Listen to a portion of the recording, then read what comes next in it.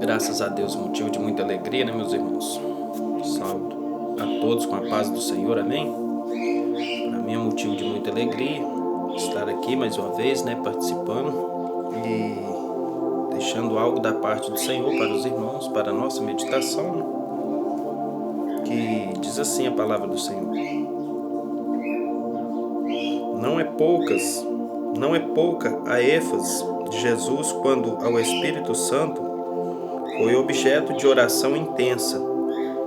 E eu rogarei ao Pai, e Ele vos dará outro Consolador, para que fique convosco para sempre, o Espírito da verdade, que o mundo não pode receber, porque não o vê, nem o conhece, mas vós o conheceis, porque habita convosco e estará em vós. João,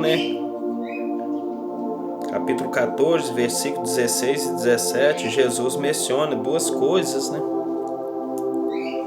Uma que o Espírito Santo já era real e outra que estava por vir.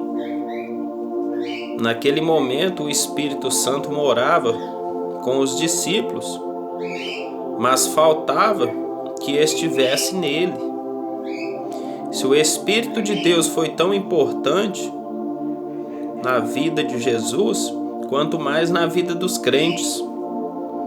É uma figura importante através de toda a Bíblia. Em Gênesis, capítulo 1, versículo 2, encontramos o Espírito Santo movendo-se sobre a face das águas. E em Apocalipse, capítulo 22, 17, o Espírito e a esposa clamam a uma voz. Do princípio ao fim, o Espírito Santo sempre esteve ativo. No princípio criando e ao final da história. Assistindo-nos, o Espírito Santo nos consola, ajuda e guia, faz-nos recordar, nos ensina, acompanha, aconselha e intercede e advoga em nosso favor. Não há área da vida na qual o crente não necessita da assistência do Espírito de Deus. Um evangelho sem ênfase no Espírito Santo é exíguo. Em determinados momentos, quando ocorre uma manifestação especial de Deus, o Novo Testamento declara eficazmente que estava cheio do Espírito Santo. João Batista foi cheio do Espírito Santo desde o ventre de sua mãe. Isabel foi cheia do Espírito Santo quando foi profetizar. Jesus, cheio do Espírito Santo, foi levado pelo próprio Espírito ao deserto. Os discípulos, nos aposentos altos, foram cheios do Espírito Santo. Pedro, cheio do Espírito Santo, levantou-se a pregar no dia de Pentecostes. Os eleitos para servir na igreja deviam ser cheios do Espírito Santo. O jovem Estevão, cheio do Espírito Santo, viu a glória de Deus enquanto o apedrejavam. E Paulo, cheio do Espírito Santo, repreendeu um mago. Não há dúvida de que é norma na igreja deve ser a vida cheia do Espírito Santo. Quem não depende do Espírito Santo de Deus não terá a capacidade de edificar o corpo de Cristo e limitará muitíssimo a expressão de Deus em sua vida.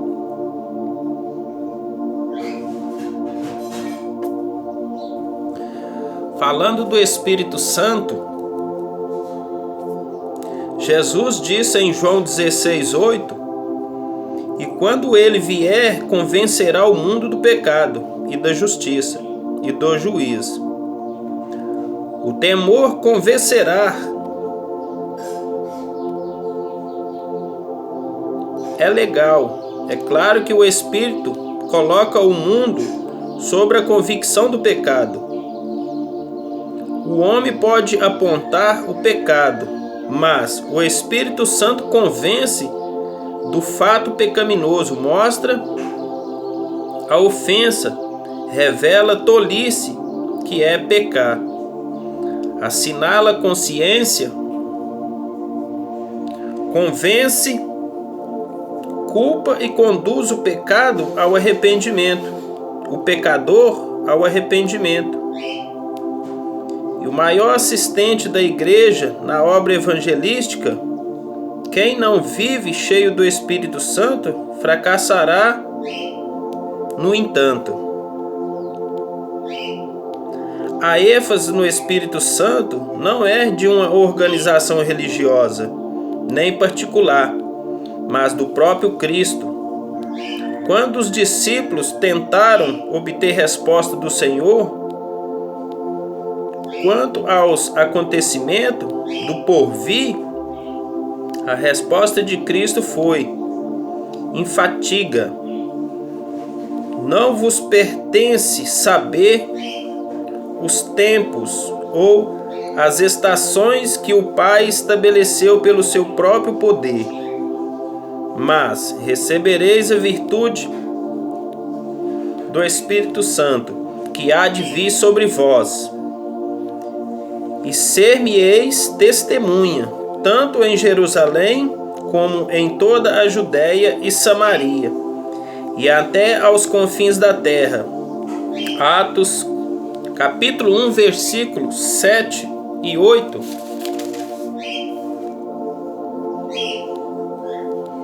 No versículo 7, Jesus aponta o que não cabe aos discípulos saber, mas no versículo 8,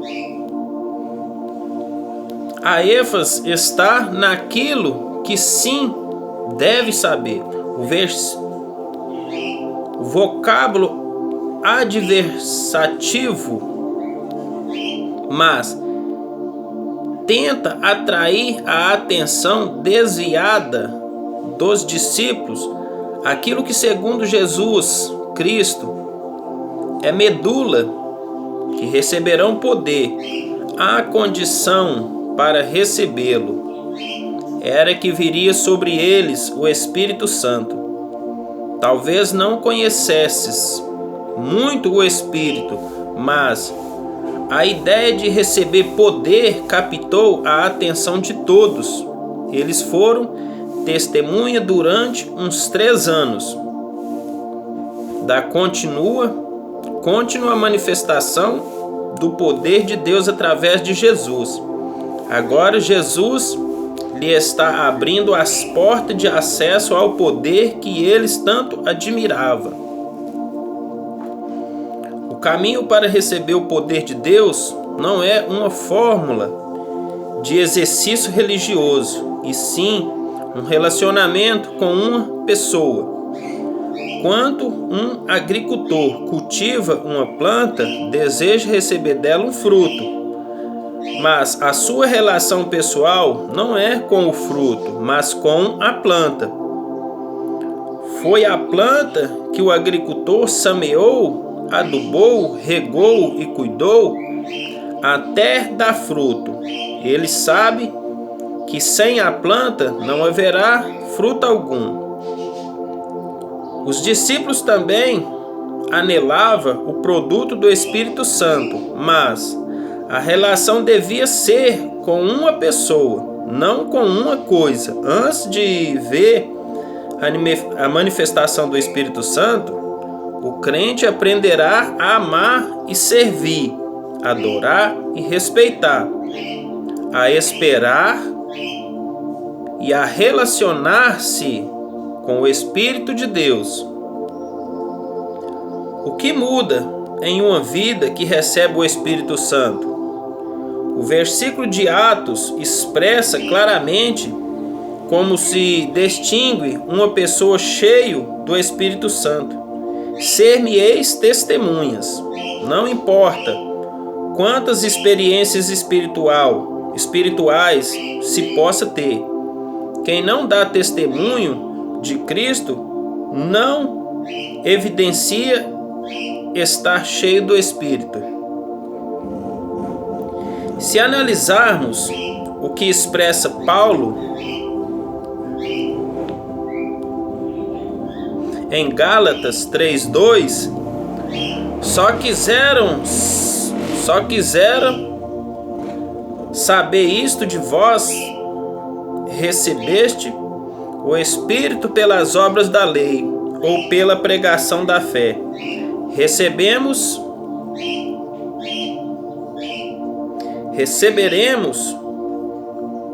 que é uma pergunta retórica com resposta implícita. Ninguém recebe o Espírito Santo devido àquilo que faz. A experiência da salvação foi gratuita. Não tivemos de pagar um preço. Na experiência com o Espírito Santo não há por que nos relacionarmos com Deus de forma diferente. Esta é também uma experiência de graça. Da mesma forma como recebemos Cristo sem duvidar que Ele entraria na nossa vida, devemos receber pela fé. O Espírito Santo é crer que Ele não titubeará ao responder-nos às súplicas. As palavras de Jesus continuam regulando estas experiências, pois servos, sendo maus, sabeis dar boas dádivas aos vossos filhos, quanto mais dar ao Pai Celestial. O Espírito Santo é aquele que lhe pedirem. Lucas capítulo 11, versículo 3, né? E eu fico muito feliz, muito maravilhado por essa palavra. Espero que vocês também gostem, né?